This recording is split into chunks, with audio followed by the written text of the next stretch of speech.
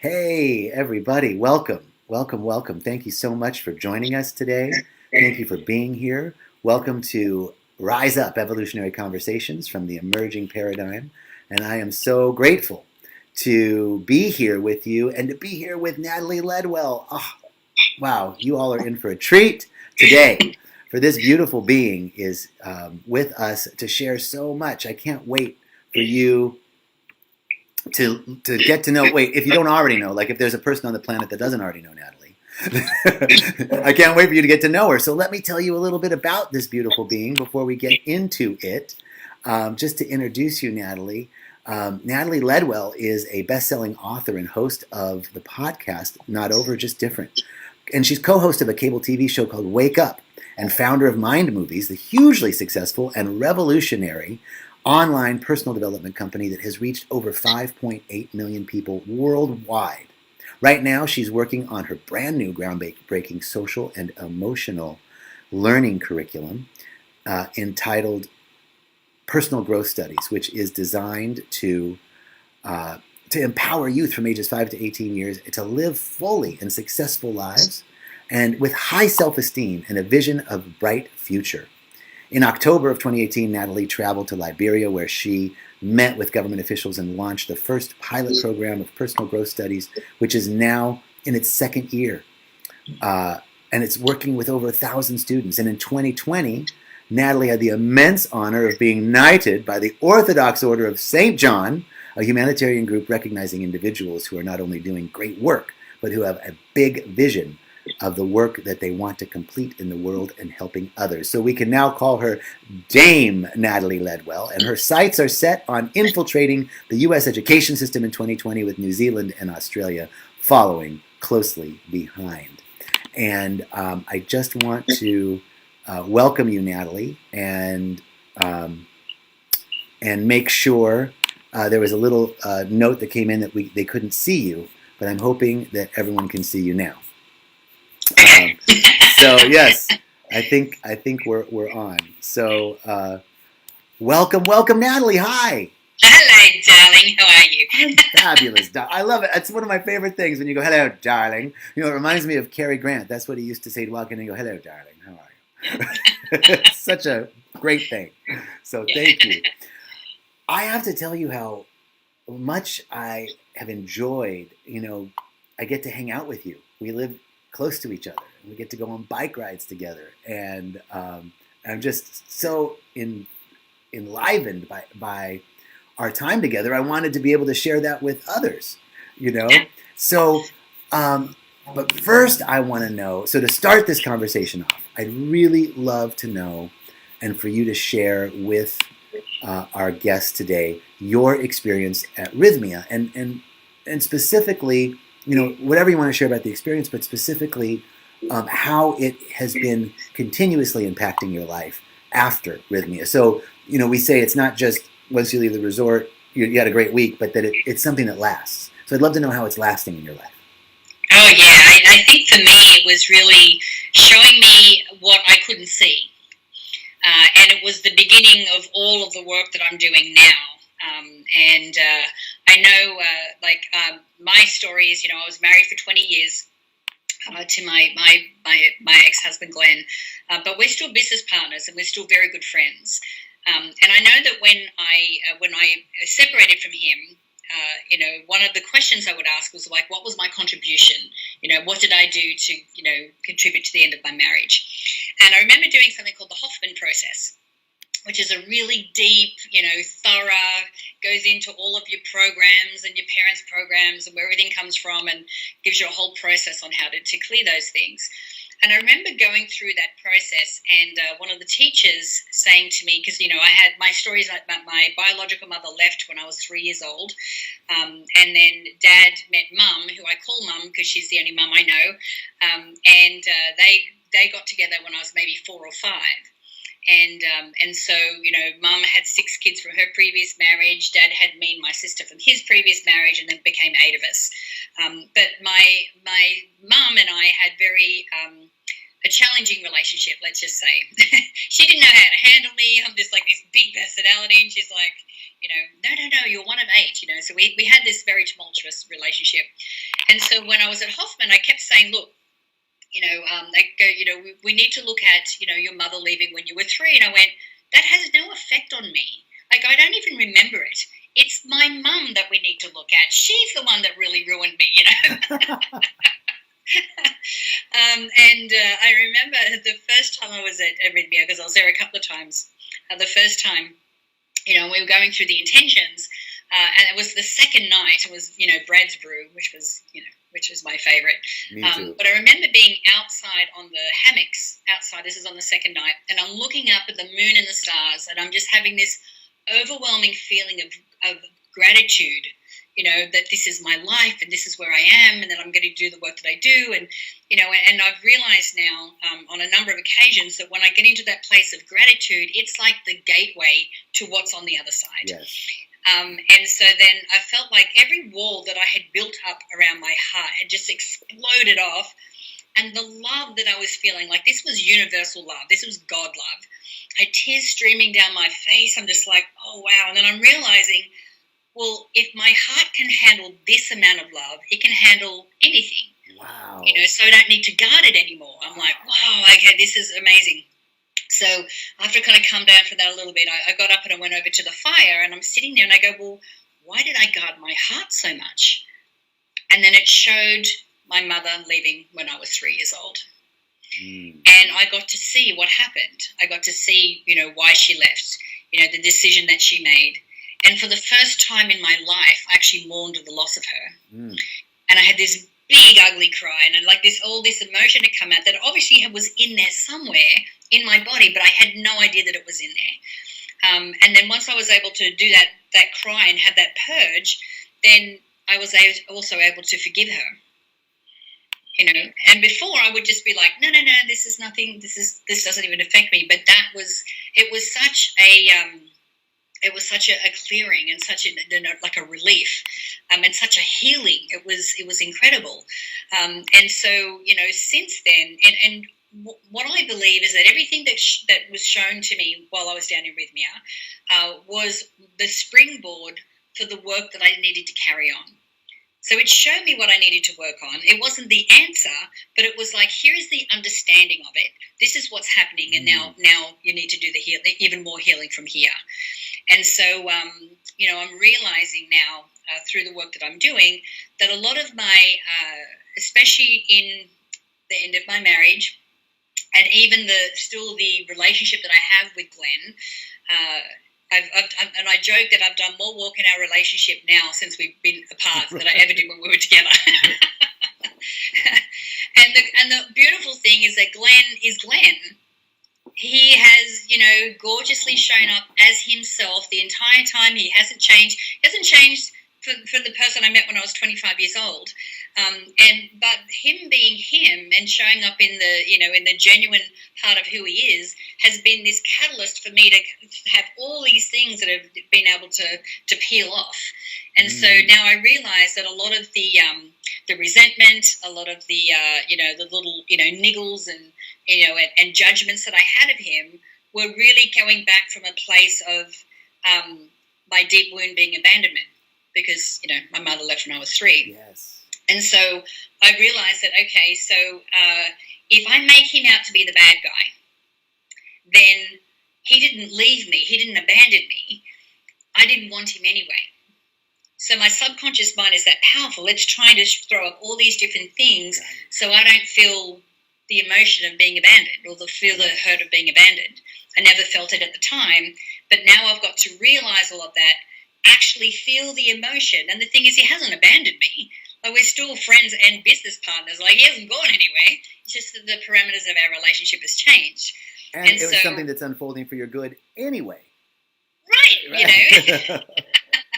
So it's been like a massive healing for me, and it's something that I would never have looked at before. Actually, I was like adamant that it was that action of my mother leaving when I was 3 had no effect on me, and it was the plant medicine that went, no, you need to look at this, because this has actually shaped who you are as a person more than you know. Beautiful.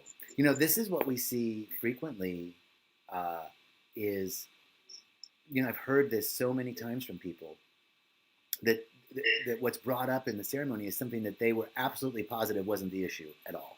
Yes. Whatever it was, like I'm not that. That's not even it. I really need to be over here.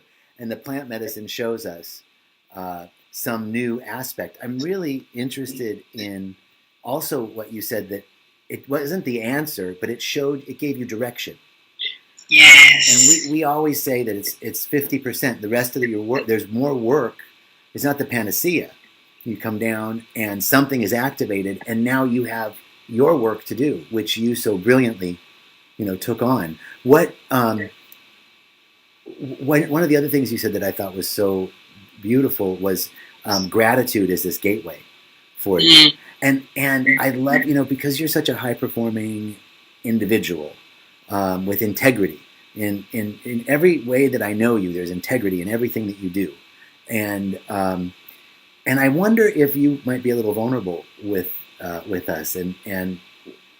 What more than I just have been? Yeah, I mean that's pretty vulnerable, but that was a good. I mean, but that you're ready to present that. I don't know if you're ready. No, I am. Yes, that. Absolutely, I am.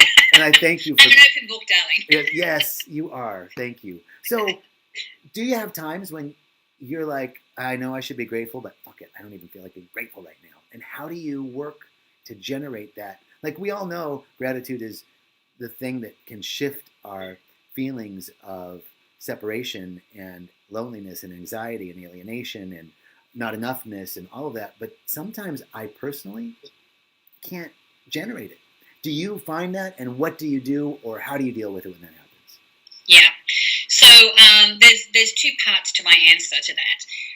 So I have a routine. I have a gratitude practice. Okay. And I don't necessarily write into a gratitude journal every day, although I do sometimes. But when especially since COVID, and I have this extra time and extra space that I don't have to be, doing multiple things at the same time. Like normally I'm, drinking a shake as I'm getting out of the shower and, answering emails all at the same time. Now I can actually sit down and have my smoothie in the morning, sitting on the balcony and just be, calm, which is one of the things I do when I'm practicing gratitude, or if I'm taking Bella out for a little wee walk in the morning, But my practice of doing that, because as we know, it's not just the writing down, it's not just the acknowledging, but you have to feel gratitude. The whole point of that exercise is to be in the frequency and the emotion of gratitude. And so what I do is I take a few deep breaths and I focus on my heart chakra.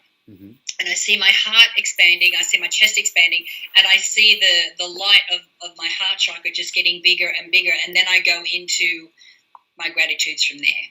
So I'm actually doing a physical thing and a mental, thing before I actually go into that. So I'm really magnifying mm-hmm. that emotion of gratitude. That really helps me to get there. But the other thing is that for a while there, I was finding it difficult to get into a space of gratitude. And I'm talking like there was a period of months where I couldn't find my joy, because I remember I did a session with a friend of mine, and he's like, what brings you joy? And I go, my work. And they goes, no, not your work. What brings you joy that's not your work? And I'm thinking, I don't know. I actually don't have an answer for that. Like, shoot, okay. So I was on a quest for that. But I think part of me getting back to that and back to my joy was, the second time I was at Rhythmia. Mm. And I remember, was it the first night or the second? I can't remember. But anyway, that was the first night. And the thing is, I had written myself some notes because the first time, I had a heart healing on the second night, but then I had my ass handed to me on the third night. So I'm like, okay, it's kind of how it goes. We don't want to go through that. We don't need to do that again. Surrender, breathe, all the little bits and pieces, call in your spirit guides. And so the next time I was definitely, I knew the terrain, I knew what I was getting into. And I also remembered that gratitude was the gateway. So I would be in this beautiful state of gratitude, before I, would have medicine, and it really totally positively influenced my journeys. But the first night, Mother Aya showed me that she said, look, you don't love yourself. And I'm like, what? Me? I'm like, I don't know what you're talking about. So she showed me a couple of situations. I'm like, oh, okay, maybe I don't, And so I realized that I'd kind of got into this place where I wasn't tapping into my joy, and it was harder for me to get into my gratitude because, I was in this place where I kind of lost my mojo. Mm-hmm. And Mother Aya showed me what was happening, and she said, look, this is how it's showing up. This is how it's manifesting for you. And of course, since then, I've been working on, well, why is that, and where has that come from? Why am I getting to this place? And again, it had kind of got to this. I realized that, I was kind of feeling like I was the obligation ex-wife kind of thing with Glenn, and again, it made me look at our relationship and how I was feeling about it, and then I had to completely change my power and my partnership with him. Because I hadn't completely let go of I was the ex-wife and step into I'm the business partner, that brings value to the business and so forth. So I had to do a whole lot of that work. But if it hadn't been for Mother Aya showing me this is a blind spot that you can't see, I would never got to this place. And now I'm like completely in my mojo, completely in my power, contributing to the business, contributing to our relationship, and feeling like I'm on top of the world. So, yeah. Beautiful. Yes. The piece where you said that this didn't, again, it showed me something that I wasn't willing to see before or wasn't able to see before. And that piece in this particular situation was self-love, was self-value and worthiness, which again stems back to our fundamental core wounding, which is this key piece, I think, of what all work is about, but especially the work at Rhythmia, to really zero in on that core wounding that it causes this sense of separation. And all of that was generated by ourselves, right? We're the ones generating it. And this subtle shift in awareness has allowed you to recalibrate so many aspects of your relationship with Glenn and your business, and it has cascaded into you stepping more fully into who you really are. But the other thing too, which is just still blows my mind, is how it permeates every area of my life. It was affecting my ability to make money. It was affecting my ability to show up as a business partner. It was affecting my ability to bring in new love. To be able to show up in this place of confidence and self-power, because I was seeing myself as lesser than, and so that was even affecting, the relationships that I was attracting, and it also affected my relationship with Glenn. So it was all intertwined and together, and it also was affecting my body, because I wasn't feeling so good about myself. I'm putting on pounds, and it's which is really like a psychosomatic symptom of how I was really feeling about myself. So all of those areas were being affected by the same thing. Yes. I mean, it feels like a self-fulfilling prophecy that we get ourselves into, right? What you're describing is the human condition, and that life responds to us at our level of recognition of it.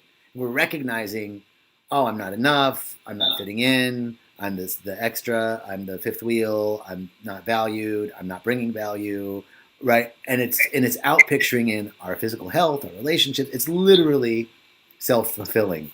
Wow. That was very vulnerable. Thank you. I'm so grateful. And kind of on the same vulnerability track, I would like to know, I was having a conversation with a friend, a really powerful individual who's, if you looked at his life, Broadway singer and actor and, super successful. And he's trying to make this transition into the next phase of his life. And he's afraid. And he said to me, why can't I get over this fear? And we had a long conversation about that, which is another topic. But I would ask you also on this same vulnerable track is, would you share with us what fears are you working with? What fears are you overcoming with currently? Is there something that's really in the forefront that you're tackling right now? Yeah.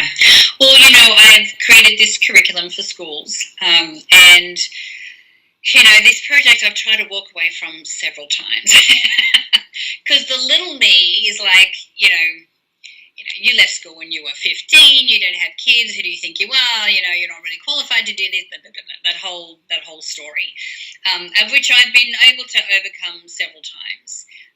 But of course, I'm at the next step now. So the curriculum is created and the digital platform is built, but now it's like, now I have to go and talk to teachers and get out and. I'm sorry. I want to interrupt you for just a second. Will you back up before you talk about the fear and explain this beautiful program that you're working on so people know what it is that you're talking about? Because it's brilliant. Yes. Yeah. So this it's a social and emotional learning curriculum for schools. So it's anti-bullying, it's suicide prevention, it's anti-racism, it's helping kids to self-regulate their emotions, set personal standards. It includes yoga and meditation, but it also has things like gratitude and empathy and compassion and community work and basically giving them all the skills and the tools that they need to deal with the overwhelm, to understand and to self-regulate their emotions, to build their self-esteem, and to really have a fulfilling life. Like we're talking about life skills here. Yes. So, things that we wish we had have known when we were that age, and really, redefining the definition of beauty and a whole bunch of different things, and really, getting to have all of that involved. So the thing is, my fear is I'm at this next step that I need to go to is beyond what I've done before. I'm stepping into, I think, an arena that scares me, because now I'm dealing with educators and dealing with people that, that think differently to me, and they may look at me and judge me on my credentials. And so I'm putting myself in this very vulnerable, out there, not sure what I'm doing, trying to do my best situation. And so when we're stepping into the unknown like that, it is always scary. And the thing is, if we're not feeling fear as we're moving towards like an outcome like this, then we're really not going hard enough. Like, let's be honest. We got to be feeling some kind of fear, but we just don't stay there. It's like, well, what, who can I reach out to? Who do I know? How do I, get to this? And of course, I'm using all of the skills that I know, visualization, manifestation, and using, all of the people that I have around me in my network to be able to get us to this next level, which it looks like I've just broken through to now, which is just incredible and amazing. Yeah. Yes. So, fear, things like that always come up for me. But it's always when I'm stretching myself in. And, I remember when we started Mind Movies, I was 40 years old. And at the age of 40, I'm having to learn how to edit videos and build websites and write emails and all these things that I had never done before. And it was really uncomfortable and it was super stressful. But look at what we've been able to create and look at what we're doing right now. Now, I know the same thing is happening here. I'm having to learn all these different skills and things that I don't really know about and stepping into the unknown. But I know that then when I stay the course and I see that end result, and I'm eliciting everything that I know to manifest and, attracting what I need to make it happen, then what's on the other side of that is something that's so beautiful beyond my wildest dreams, that, I have to keep persevering. I have to keep moving forward. So, and the other thing too is realizing, in this whole piece of surrender, which was, the first time I was in arrhythmia, I really learnt that one the hard way on the third night. After I purged up a kidney. But, this whole surrender into knowing, well, if it's not happening now, there's a reason for that. Because everything's happening in divine timing. Absolutely. So, I can get very impatient.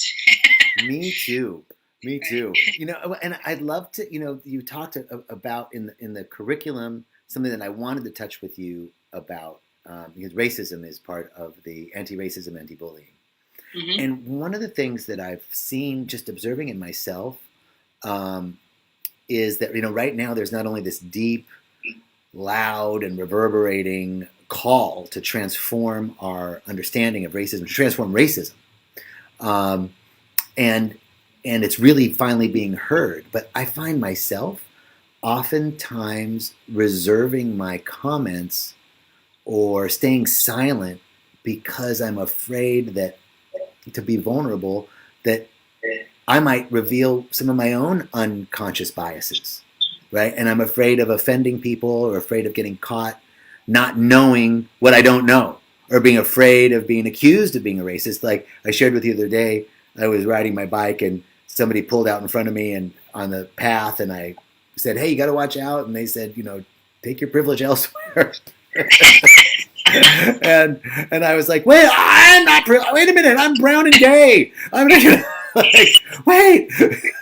But that's this fear of like, I'm not a racist. I'm not. Well, we all have our biases. There's this, the Museum of Tolerance here in Los Angeles. You walk in and there's like two doors, and one door says, all who have no biases enter through here, and those who have biases and prejudices enter through this door.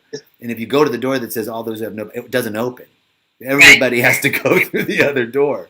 So, as you're teaching this curriculum of anti-bullying, anti-racism, and you yourself have been a wonderful proponent of, and really at the forefront of what's going on in the culture, in terms of your thinking and speaking about it publicly, I'd love for you to share how you navigate those waters of being afraid to speak or have your own biases revealed, or being accused of being something that you're not. Yeah. Well, I mean, for me, I agree with you. I think we all have a certain amount of judgment and bias and racism because, this is how our subconscious mind works. We will, based on all of our experience up until this point, we'll walk into a room and we'll look at different people that are in that room, and our subconscious mind is already starting to size up whether they are a threat, whether they are a friend, how we're going to communicate with them. And this is happening in split seconds. Right. Our subconscious mind processes 40 million bits of data per second. So this is doing this, without us even knowing, okay? So that's just how our brain works. Now, it depends on what our history is. I was sharing with you, I think the reason it's easy for me to talk about racism here is because I don't have any history in the US. I've only been here for 10 years. Every interaction I've had with someone of color in this country has been nothing but great. So, and there has been a number of interactions and experiences, and I have a number of friends who are Black. So it's not like, for me, it's like I can see it, because when I name white privilege and white fragility, it's like it kind of doesn't apply to me so much, and I don't have to get defensive because, it's like, well, I can see it from a different place. Mm-hmm. So that's why it's been easier for me to talk about it. Now, that doesn't mean that I'm not prejudiced at all, or that I don't have any racism at all, or that I'm not aware of some of the microaggressions that that happen every single day. And I was actually having a conversation with someone the other day, and they go, I think it's just happening too fast. If it wasn't just so intense, and we can make the changes at our own pace. A white person was saying this to me. We can make it at our own pace. And he goes, what do you think about that? And I go, well, let's see.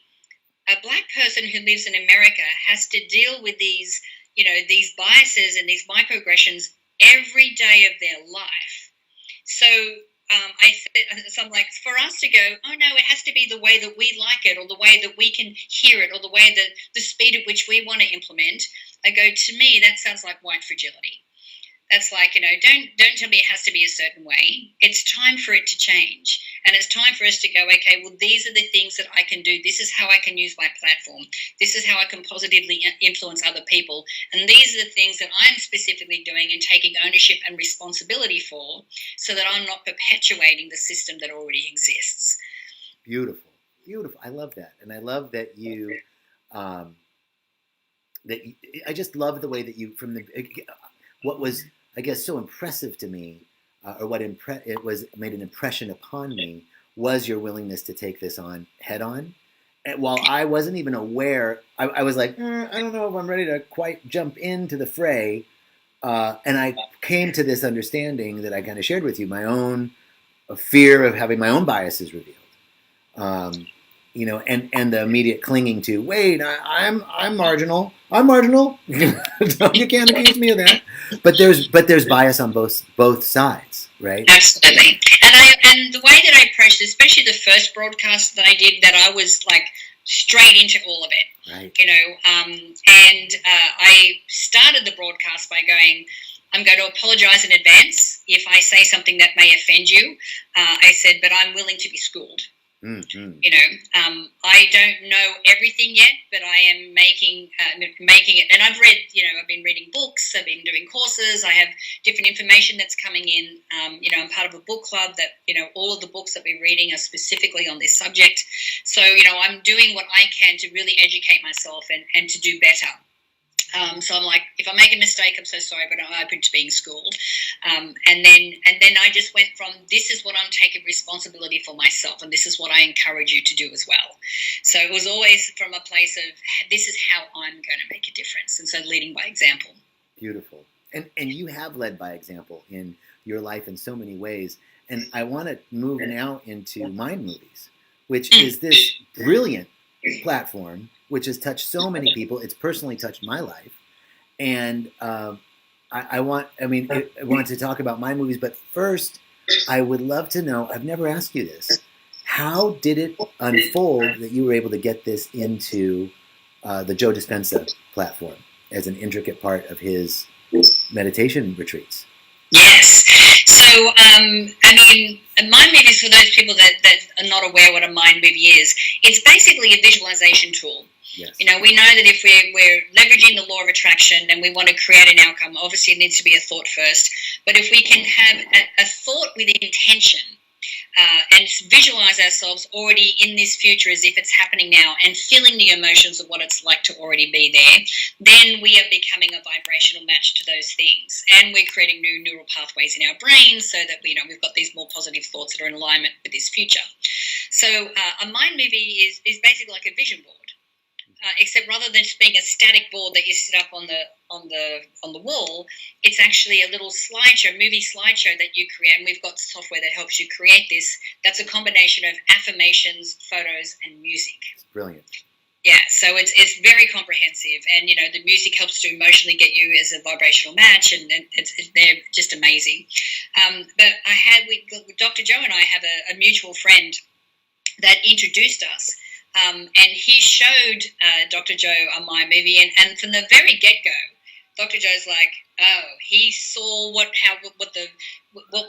they were so powerful. He saw how he could incorporate that, and so he came into the office in San Diego at the time, and met me first, and we just got on like a house on fire. And then he met Glenn, and of course they got on like a house on fire. And then he invited Glenn and I. Glenn and I were still together at the time, to go up to Seattle.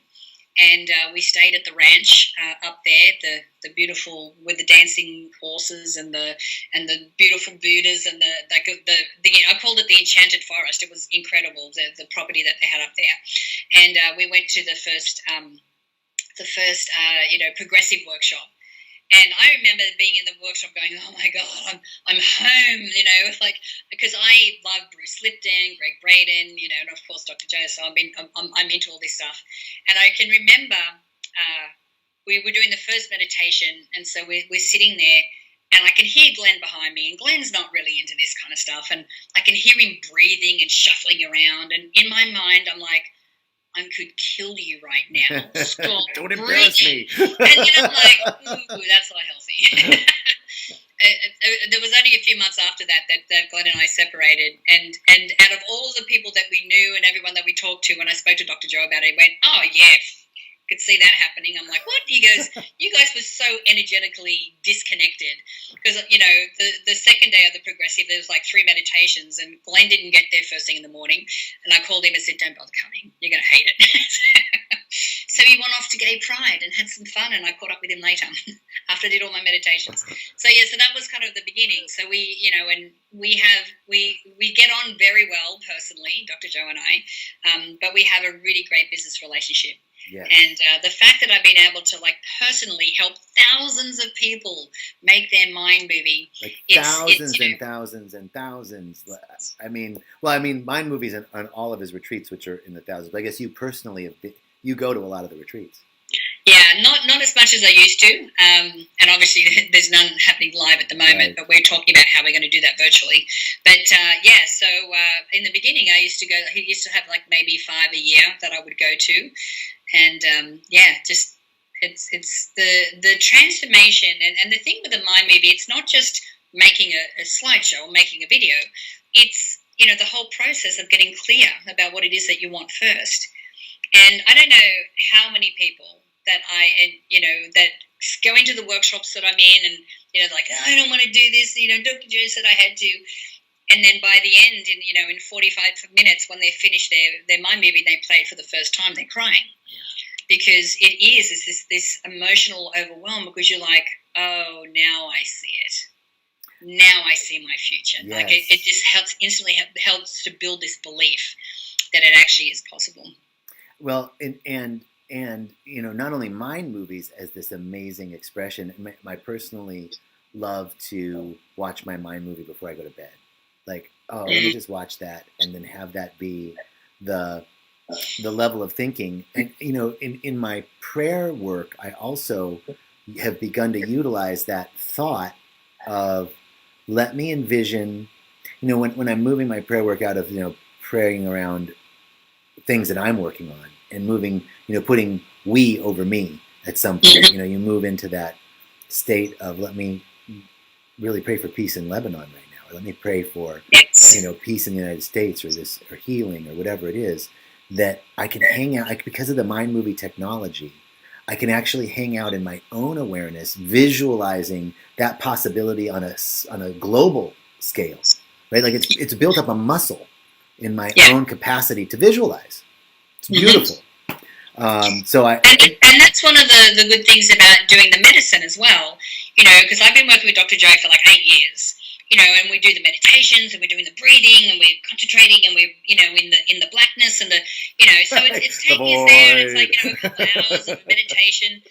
You do this medicine, bang, you're right there. So the cool thing is that when I started doing meditations after I'd been to Rhythmia the first time, it's like I know where I'm going, because Mother Aya took me there. So I know where I'm ending up, So it was easier for me to get there, because even though, before I would be trying really hard, I'm like, I don't know if I'm quite getting it. But once I had done the medicine, I'm like, oh, now I know where I'm going. And where can people find out? I mean, obviously mindmovies.com, but is there a place where you would recommend that they go to find out more about mind movies? Yeah, mindmovies.com is the best website. All of our products and programs are there.